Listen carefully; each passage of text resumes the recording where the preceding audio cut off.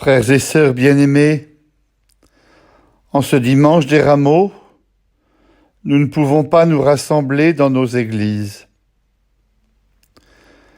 À cause de la pandémie du coronavirus, chacun est invité à rester chez lui. Mais cela ne doit pas nous empêcher de célébrer le jour du Seigneur. Nous pouvons suivre la messe à la télévision, sur les radios catholiques ou encore sur un site internet. Des conseils nous ont été donnés pour être en communion avec notre évêque, à la cathédrale Saint-Étienne peut-être. L'essentiel est de communier dans la prière.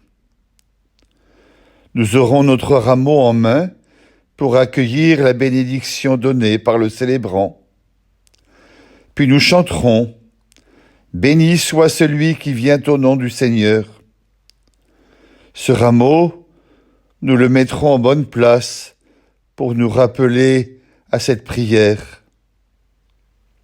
Que ce rameau soit le signe de notre engagement auprès du Seigneur.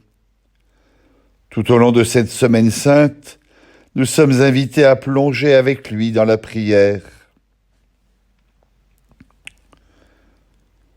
Jésus veut nous rejoindre au cœur de nos vies. Il se présente à nous comme le seul qui peut nous délivrer de tous nos esclavages.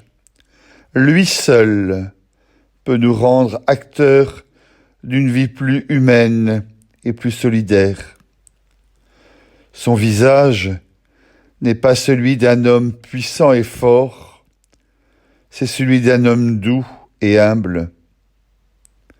Quelques jours plus tard, ce sera celui d'un crucifié. La seule couronne qui sera posée sur la tête de ce roi sera une couronne d'épines. Aux yeux du plus grand nombre, sa mort sera considérée comme une défaite. En réalité, ce sera une victoire, la victoire de l'amour sur le péché. Dans les premières lectures, le prophète Isaïe et saint Paul nous présentent Jésus comme le serviteur qui se laisse instruire. Lui qui est la parole de Dieu faite chair, a accepté de se taire. Il n'a pas résisté aux cris de ses ennemis. Lui, le Fils de Dieu, ne s'est pas dérobé aux outrages qui lui étaient destinés, comme à un esclave. L'humiliation de la passion l'a rendu plus proche de ces malheureux qui n'en peuvent plus. Nous pensons à tous ceux et à toutes celles qui sont réduits à rien, qui sont réduits à la misère, ceux et celles qui souffrent de la maladie et de la solitude. Et bien sûr, nous ne pouvons pas oublier les très nombreux chrétiens qui témoignent de leur foi encore aujourd'hui jusqu'au martyre. Sur la croix, les bras étendus de Jésus rassemblent tous les humiliés de la terre. Les premiers chrétiens ont reconnu en Jésus un martyr, un témoin de l'amour de Dieu, plus fort que la mort.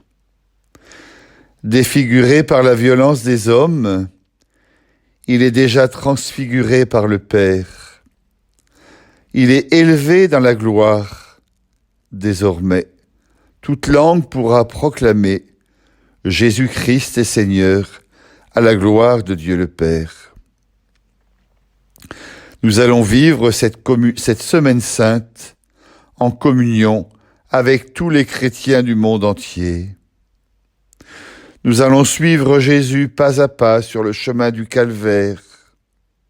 Sa mort, vendredi saint, n'est pas un point final. Elle est un passage de ce monde vers le Père. C'est ainsi que Jésus est venu nous ouvrir un chemin qui permet à toute l'humanité d'entrer dans la gloire du Père. les uns avec les autres, nous chanterons et nous proclamons: Souviens-toi de Jésus-Christ, ressuscité d'entre les morts. Il est notre salut, notre gloire éternelle. Bon confinement, frères et sœurs bien-aimés. À bientôt et à toujours dans la prière et avec notre newsletter Gabriel. Et à très bientôt pour commencer ensemble le Triduum pascal. Amen.